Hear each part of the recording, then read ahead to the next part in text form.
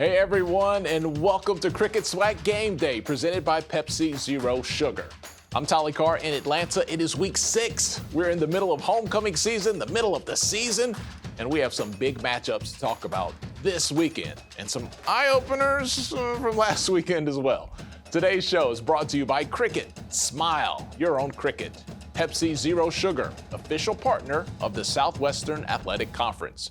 Now, before we talk about our future, baby, we have to talk about our past because the SWAC gives you a rich history each and every weekend. Let's look back at week 5 now to set the table for the weekend coming up. The SWAC scoreboard brought to you by General Motors, official sponsor of the Southwestern Athletic Conference. Alabama A&M got a win that they really needed against Bethune Cookman. It was homecoming and the Bulldog faithful, they were hungry for a win. They get it 35-27. FAMU quietly stringing together some wins with the easy win over Valley, 34-7. Southern, this year, man, they're either red hot or ice cold. I don't know what that sound effect was about. Unfortunately for Arkansas Pine Bluff, they were red hot last weekend, 59-3 winners. State Fair Classic, all of the cotton candy goes to Prairie View A&M, 34-14 winners over Grambling. And Alabama State with the bounce-back win over Texas Southern, a quality road win, 16-13. Those are the scores. This is how it all went down. Let's kick off highlights this week in Tallahassee with FAMU. The Florida A&M Rattlers hosted the Delta Devils of Mississippi Valley State in Bragg Stadium. In a game that early on seemed to be in danger of being in the path of Hurricane Ian, the weather turned out to be ideal for a SWAC matchup. Valley quarterback Jamari Jones was preparing for the Delta Devils, while Rattler quarterback Jeremy Musa was loosening up his arm for FAMU. For the first time this season, Isaiah Land would be playing without a cast on his hand, fully recovered to lead the defense. From the beginning, Musa was throwing darts. Here he connects with Jamari Shareed for a nice gain as the Rattlers for the first time this season scored on their opening drive, with this toss to All-American Xavier Smith. We'll hear a lot more from him later on in the game. Musa would then hit David Manigault on this back shoulder toss to keep the next Rattler drive alive. After the Rattlers went up 10-0 on a Jose Romo Martinez field goal, Jamari Jones will somehow escape the pressure and deliver a strike to a streaking Kobe Bates for a 93-yard score for Mississippi Valley.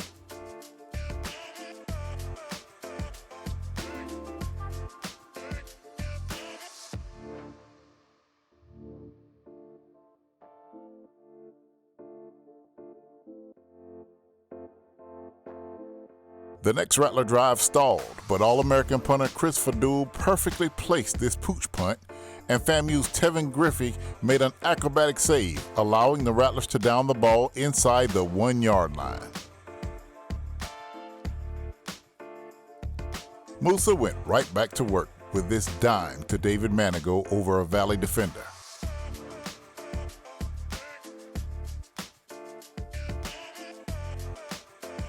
Xavier Smith would catch this pass over the middle and put the Rattlers in scoring position.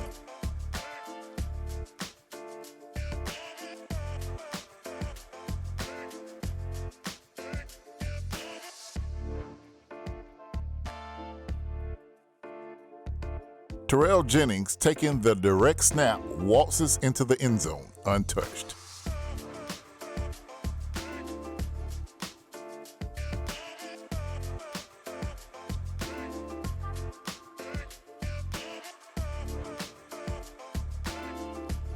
With flags flying, the Rattler defense continued to stymie the Valley offense.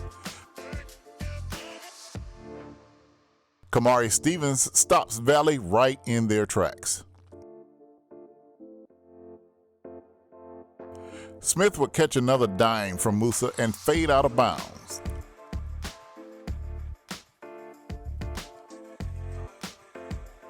And you know that got the FAMU student section excited as they were wearing their pink to commemorate Breast Cancer Awareness Month. Jones would take matters into his own hands with this nifty keeper on an RPO.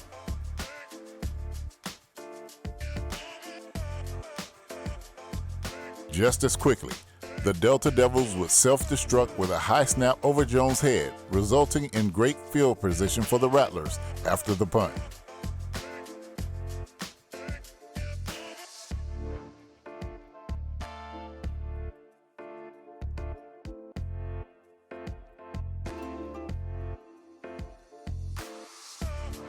Musa hit Shareed on this post pattern, and then Jalen McLeod will power his way into the end zone with the Delta Devils in tow.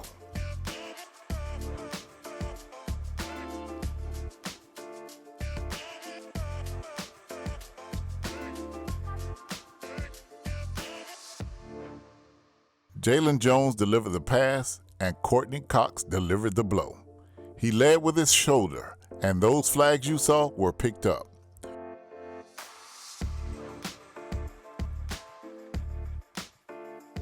Musa would roll out, and the X-Man would shake his defender to the corner for another Rattler TD.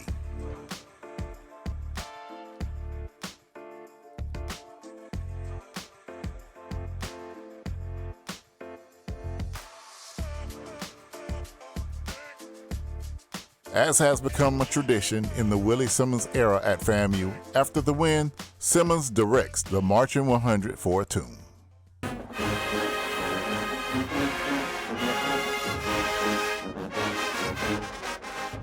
It was homecoming as Alabama A&M hosting Bethune-Cookman on the Hill. Xavier Langford runs the option, pitches to Donovan Eaglin, and he takes it in. Touchdown Bulldogs. 7-zip, A&M on top. Second quarter, Eaglin takes a direct snap, walks into the end zone. 14-0 A&M. Later, Alabama A&M about to punch it in again, but Langford's pass intercepted by Omari Hill Robinson. He returns it 7 yards, stopping a promising drive. Wildcats capitalize. Jalen Jones calls his own number, scores. 14-7, Wildcats trail. After a 3-and-out by A&M, Bethune-Cookman gets great field position, finds pay dirt. We're tied up at 14 all at the break. Second half, A&M up 21-14 when Jalen Jones throws a fade route to Marcus Riley. Touchdown Wildcats. Extra point no good. Alabama A&M still on top 21-20. Later in the third, Bulldogs in the red zone. Langford fires a dart to the end zone to Cameron Young for a Bulldogs touchdown. A&M leads it 28-20 after the third. Fourth quarter, Alabama A&M puts it away. Eaglin takes the pitch from the option, scores his third touchdown of the game, 194 rushing yards for the Michigan State transfer. Alabama A&M 35-27 over Bethune-Cookman, their first win of the year. State Fair Classic, Prairie View A&M and Grambling. Prairie View's first drive goes 80 yards in 16 plays. Jaden Stewart scoring on a 2-yard run. 7-zip Panthers. Prairie View adding to that advantage with a 26-yard Luis Reyes field goal. 10-0 Panthers, 13:08 to go, first half. Prairie View wasn't done. Ahmad Antoine went 35 yards to the house. That's an 8-play, 68-yard drive. Panthers pushed the lead to 20-0 with just under 2 minutes to go in the half. Prairie View goes on to win it over Grambling, 34-14 State Fair Classic. Arkansas Pine Bluff at Southern. It was a 7-3 game in favor of Southern after the first quarter. Then someone left the gate open in the second quarter. Southern with 5 unanswered scores. Cornelius Dyson, 35-yard pass from Bashan McCray. Then is Corian Harris, a 62-yard interception return, pick 6. Kendrick checked the rhymes and checked the run. A 29-yard run here for the score. That caps off an 81-yard, 7-play drive. Then it's McCray, a 36-yard run, calling his own number. And more from Kendrick Rhymes. A little short run here, but another big score for Southern. 5 touchdowns in the second quarter. They go on to win it big over UAPB. So let's get into this weekend because, man, it's about to go down. I mean, period after each word. Our look at the Week 6 schedule is presented to you by Rocket Mortgage. For an expert partner to help buy your new home, Rocket can. All right, let's break down this week's schedule. FAMU versus South Carolina State, two old foes from the MEAC. You guys know Buddy Pugh and what his defense can do. Oh, I did a little rhyme there. Defending Celebration Bowl champions Willie Simmons knows those guys are coming in, and the crew must respect what lies ahead. Yeah, we definitely know the quality of Coach Buddy Pugh is, the quality of their football team. They are the reigning MEAC and Celebration Bowl champions for a reason. You know, some really good football players. I think they have a few guys who will have a chance to play at the next level. You know, they're really talented, they're fast, they're athletic, and again, they're one of our rivals from the MEAC. And so it's going to be a great crowd there in Orangeburg. It'll be an intense football game, and it was always intense when we were conference foes. Now that it's a interdivisional conference game, SWAC MEAC gives a little bit added a little incentive to it on both sides. So again, looking forward to it. You know, Coach Pugh's been a mentor, almost like a father to me. His son Bud and I played, my last year at the Citadel together, and respect it doesn't give it justice of what Coach Pugh means to not only me but the coaching profession. So looking forward to a great game, and we got to try to prepare for a great week and hopefully continue this momentum. Alabama A&M with back-to-back home games, and they need some more wins. They like how that feels. Hey, same thing for Grambling. Yeah, Grambling, Coach Jackson doing a great job with those guys. They playing hard. He's not getting the results that he wants right now, but they're going to keep fighting, and we know they're going to come in here. We have a tough time beating Grambling. Haven't beaten them since I've been here. So we understand that there's a good football team. We got to be prepared, and we got to play well again. You said it. We got to move forward. We have to put these first 5 weeks behind us and move forward as fast as we can. We know we're playing a really good football team, regardless of what records are. Coach Maynard does a great job with their team offensively, defensively, and special teams wise. They have a lot of different looks that they give you. So we got a tall task ahead of ourselves getting ready for this football game. Okay, this one here, man, it feels like a steel cage elimination match, like Dusty Rhodes versus Nikita Koloff or something. Texas Southern and Arkansas Pine Bluff. Both teams had a lot of promise entering the season. Texas Southern has shown some promise on the field, and we know what Pine Bluff can do when they're hot. They just haven't been hot lately. Both teams coming off of rough weekends, and neither team wants to see the season slip away. Yeah, definitely. You got to put that game past you, because we're going into Pine Bluff, another team that's just like us, a young team, looking for a win. Coach Gamble's going to have those guys coached up because they're homecoming, and no one wants to lose on homecoming, so we're going to get that best shot. They're banged up a little bit. We are as well. We just got to prepare to go in there and be ready for a fight. We're definitely different with Skylar. That's for sure. And he's working his way back. And, that Alcorn State game was brutal, for us, not having a bye week after that, we were actually also without our top three linebackers in that game this past week. So, but we try to work with the next man up mentality. Freshman quarterbacks, they're talented guys, but they're freshmen. And, they graded out pretty low, and it wasn't good. It wasn't a good grade, but, it's one thing about seeing them in practice that really you see where they are, but it's, game day and game time speed is a lot different. It's homecoming in Montgomery for Alabama State, and they have challenged the biggest dude on the block to a fist fight right after school. I mean, Jackson State for homecoming. Man, that would be a signature win for Alabama State and Coach Eddie Robinson Jr., but trust me when I say that Jackson State did not overlook those little HC initials beside that game when the schedule was released. We're looking forward to being the homecoming for Alabama State. We can't wait to be their homecoming. We're looking forward to going down to Alabama to be their homecoming. So this is going to be a great game because we are the homecoming. Our homecoming is something new. I don't know, people who don't really know Alabama State, the homecoming was always the Turkey Day Classic. So now, a couple years ago, we tried to get a homecoming where the kids would actually come during the school year. So we didn't have an established homecoming date. So we're still in that stage of trying to have an established homecoming date, something that can be exciting, something that the fans can look to besides the Magic City Classic and then the Turkey Day. So that first week of October is a date that we're trying to have a tradition that we're just kind of getting off the ground. So I think when you have a great opponent, it's going to be a great crowd. So it's a great way to start that tradition. Southern at Prairie View A&M, this is the one to watch for me this weekend. All right, Coach Dooley going back to coach against his old PV team that he led to a SWAC championship appearance last year before bolting for Southern. The Jaguars, they had a huge win last weekend. Prairie View has been playing well this year. Something, though, has to give in Texas coming up this weekend. Everybody have that cliche of circling the game. I don't think you circle the game. I think every game is very, very important. And we always just want to go 1-0. So that game that's coming up is always the most important game for us. But, you know, of course, there's a lot of relationships. I believe in building relationships.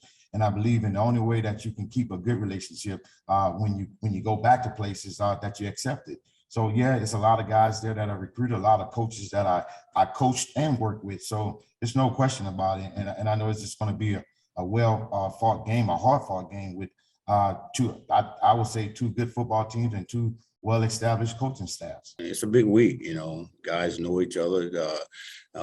Guys love Coach Dooley when he was here, so it's going to be an emotional week. But again, we gotta keep these emotions in check, you know, and remember what's our task, you know, what needs to be done, and that's to go out and play football for 4 quarters. Again, we have yet to do it for 4 quarters. You know, and if we can do that, we can be really, really darn good, you know. And I keep reiterating that to these young men, just so, hey, you know what, you guys are a good team, offense, defensively, even special teams, so much better this year. You know, but again, we got to put it together for 4 quarters. Bethune Cookman out of conference at Tennessee State. TSU should be motivated. Coming off a loss to Division II Lane College. Hey, shout out to the Lane Dragons. And Bethune Cookman, they tasted victory a couple of weekends ago versus Grambling, and they want to return to that flavor and let it savor. They caught a rough break on Saturday, but you definitely know when you watch the film that it's a talented football team. They play hard and they play together. So we have our work cut out for us. We have to come up with a great game plan in all 3 phases. And we started that yesterday or last night rather, and we have our guys. We're getting ready to go to practice here in a little bit over at Vanderbilt. They're allowing us to use their facilities. So thanks to them for that. And Lipscomb University, they're allowing us to eat our meals there. So again, thanks to both of those universities.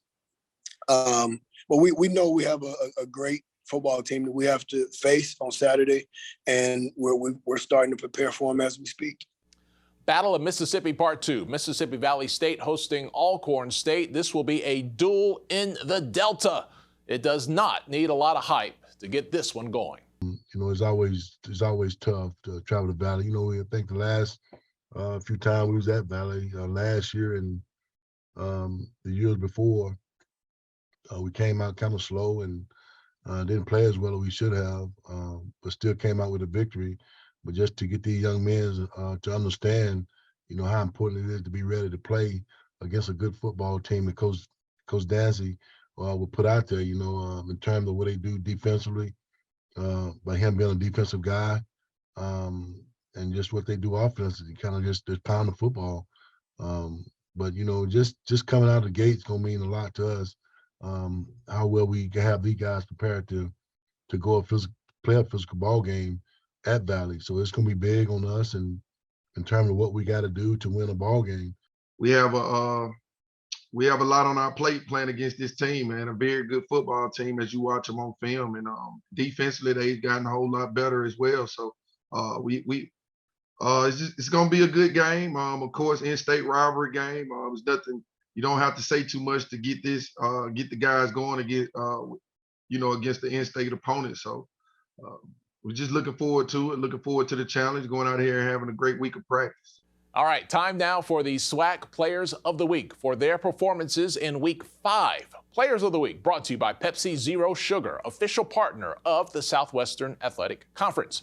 Alabama A&M's Donovan Eaglin, Southern's Jason Dumas, Alabama State's Nathaniel Etchner, and Florida A&M's Jeremy Musa, your SWAC football players of the week for their impressive performances over the weekend. Let's take a look back. Once again, your offensive player of the week, Eaglin, he tallied 200-plus yards from scrimmage to go along with 3 touchdowns as Alabama A&M defeats Bethune Cookman. He had 190 yards on the ground with 2 rushing touchdowns and 2 receptions for 12 yards with 1 receiving touchdown.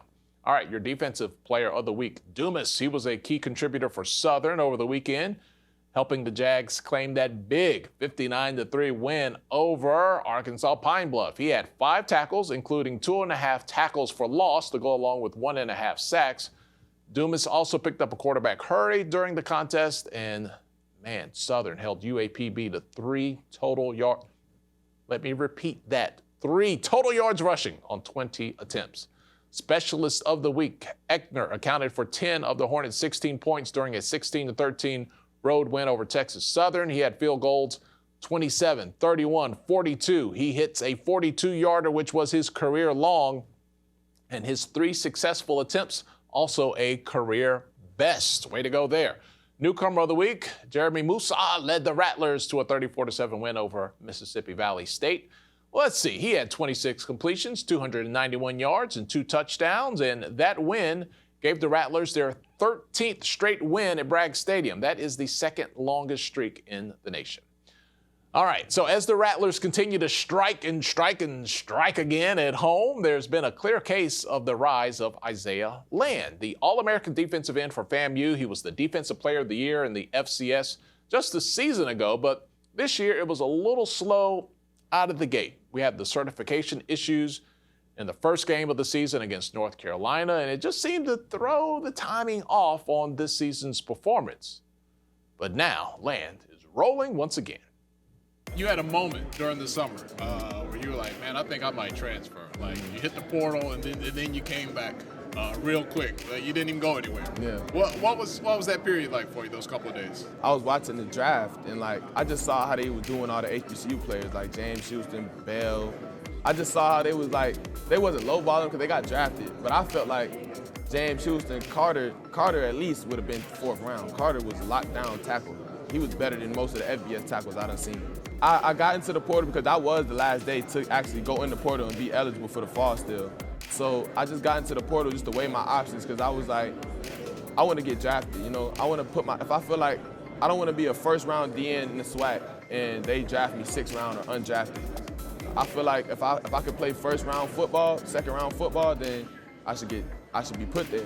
After talking with people at that level and stuff like that, it made me reconsider because it's not all about what you do in the field. It's about, like, you know, size. It's about what they project you to be able to do.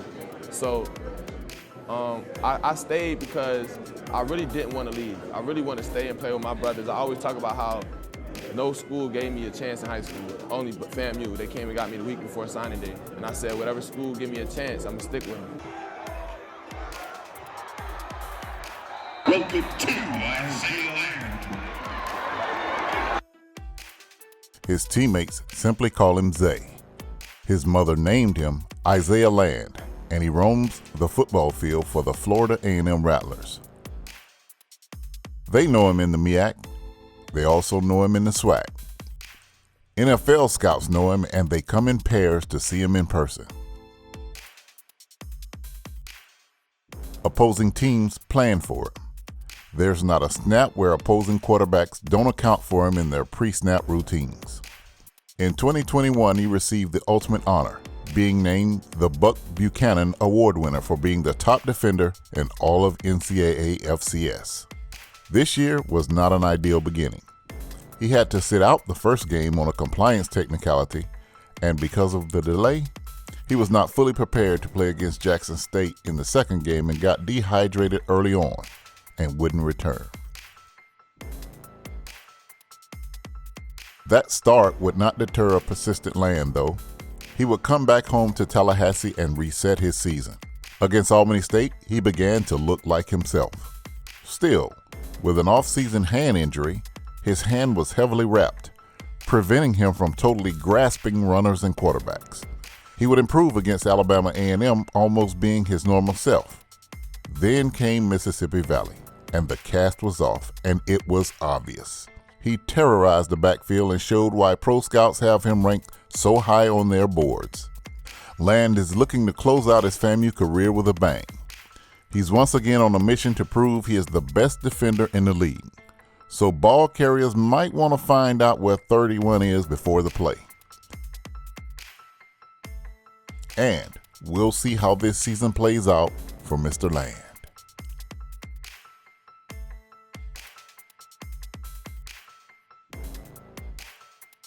All right, let's take a look at the standings and see how the wins and losses are adding up as we work into the middle of the season. Our look at this week's standings brought to you by General Motors, official sponsor of the Southwestern Athletic Conference. Let's start out east this week. Jackson State, coming off a bye week, they remain in first place with an unblemished record, 4-0. FAMU has won 3 in a row, sitting firmly in second place in the division. Alabama State can shake up the world with a win this weekend. We'll see how it goes. Bama State, Bethune Cookman, and Alabama A&M are all 1-1 in conference play. And Mississippi Valley State is there sitting at 0-2. In the West, Prairie View A&M is 3-0 in conference play. Alcorn State sitting at 1-0. Southern, 1 up, 1 down in conference play. Texas Southern has slipped to 1-2, while Arkansas Pine Bluff and Grambling State are both winless in conference play heading into week 6. All right, that's it for this week's Cricket SWAC Game Day presented by Pepsi Zero Sugar. I'm Tolly Carr from Atlanta. Man, oh, I look back there. I see that Alabama State. I see that Jackson State. It's homecoming. I might have to go to that game. I think that one's going to be a good one. We hope all games are entertaining this weekend. We'll bring you up to speed next week right here on Cricket SWAC Game Day presented by Pepsi Zero Sugar. TC from Atlanta. We'll see you guys next time. Have a great weekend.